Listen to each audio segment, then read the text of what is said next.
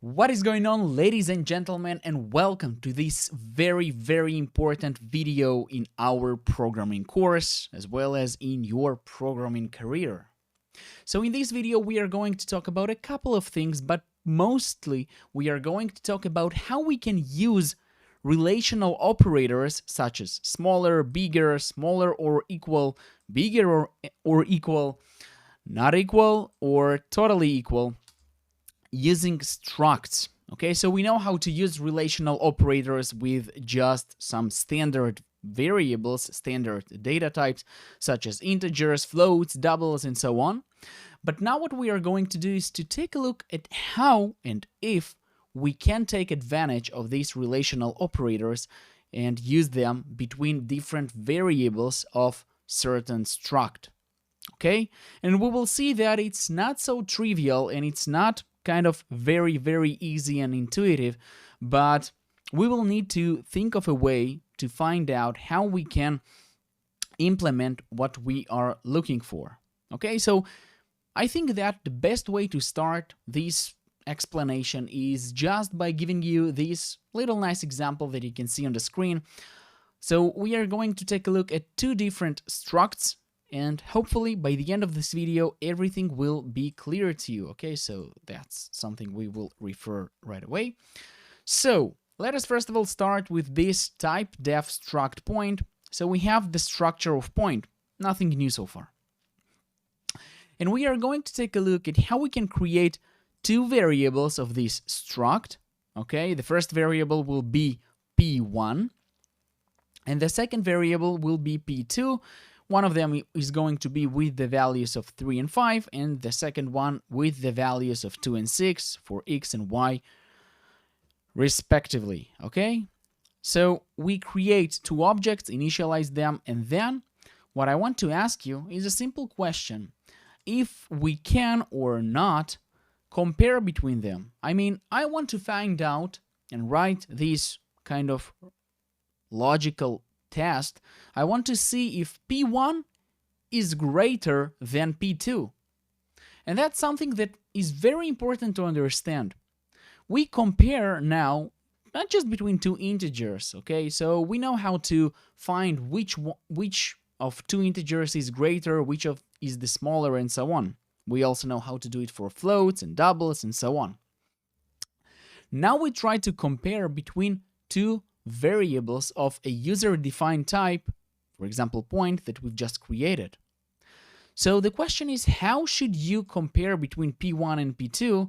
Let's say you want to find out if p1 is greater than p2, then to run some code, and then to print that point 1 is greater than point 2. Okay, basically associate some code with the answer to this condition.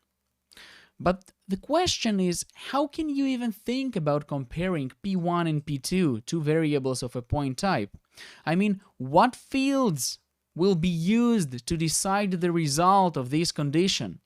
What fields would we like to test? Would we like to know only if p1 is greater than p2 just by using its x field, just by comparing the x data member? Or maybe we would like to know if it's decided by 5. Okay, by y.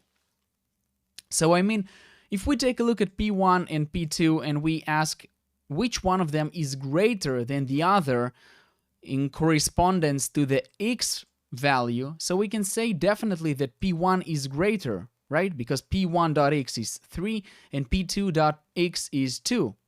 So we can say that in correspondence to the x value, p1 will be considered greater. But if we will take a look by the y value of these two variables, we can see that p2 has a y value that is greater than the y value in p1. Okay, so how can we say which one of them is greater than the other? Okay, for that we will need to specify by exact what fields we want to compare between these two variables of struct point. So in this case, that simply won't work because we do not specify exactly by what fields we are going to decide the result. Okay? So it may be by one of them, it may be by both of them, it may be by none of them. I don't know. It depends. So up until now, just understand what you cannot do and you should not try to do. Okay, so that's the problem number one. You cannot compare between them. You cannot ask if P1 is greater than P2. The second is also to demonstrate basically what are you trying to compare? Are you trying to compare both of these variables field by field? If that's the case, maybe we can write something down, but not always that's the case. Not always we compare between two different variables of the same structure, and we want to know and to say that they are totally equal only if all of their fields are totally equal with one another. That's not always the case. Okay, I'm going to show you, hopefully during this course, a couple of scenarios where this wouldn't matter. Okay? So, error number 2, we don't know what fields are we interested in. Maybe we are interested in all of them. Only if all of the fields are equal, then the result will be true. Or maybe we are just interested in knowing if p1.x equals to p2.x, then we can say that for us that should be sufficient, and we can say that both of these variables, p1 and p2, are equal. Just by saying that if the x members are equal, then we can decide and we can conclude that both of the variables of struct point are equal. So we didn't specify it explicitly, so that's hard to decide. Okay? So far so good. I'm just preparing you for a material that is even more important. Not more important, but also very important. So that's about the first example. Now let's take a look at the second example to make sure that we understand the small details. Okay?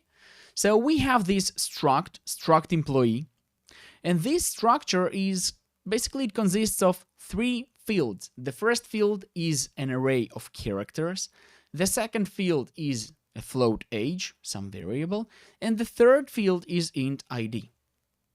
Okay, 3 fields. The first one is an array, the second one is float, the third one is int id. So we want to ask a simple question. Okay, let's take a look at this code that I've added here. We have created two variables of an employee struct. So we created emp1. It is a variable of a struct employee initialized with the next values. Okay, and the same we do for emp2. So the first one is Jake. He's 24 and a half years old, and his ID is 123. And we also have the second employee, emp2, which is John, and his age is 30, and his ID is 342. Okay, so far so good. Now what we want to know is if we are to compare between these two variables of this structure, struct employee, then basically also this will not work. Okay, I'm intentionally giving this emphasis on this topic because a lot of students, they find it hard to understand the next topics that you learn, like how to use basically in C language, how to use the functions that are related to it in C++ language, how we can and why we should use operator overloading. Okay, so that's just the basis. Make sure you understand it completely, not just memorizing it, but understanding every step that we discuss here. Why is it happening? Why is it not working? And so on. So we cannot compare if emp1 is greater than emp2 because by what fields do we exactly compare between them? Do we compare if emp1 is greater than emp2 just by comparing the field of the age?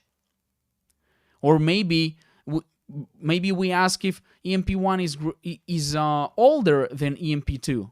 That's one option. But maybe we want to ask if emp1 is greater than emp2. Then it simply means that we want to compare their IDs. Who appears before who in the, I don't know, in some book. Okay, and also the same goes for the name. Which name appears first? Or maybe we want to take into consideration all of these fields. Okay, so that's why you cannot work with it. Okay, and you basically don't know, are they equal by ID, by name, or all of the fields. Okay, so that's the problem that we have. And the solution to this problem, I'm going to give you in the next video. Okay, so stay tuned. Let's go.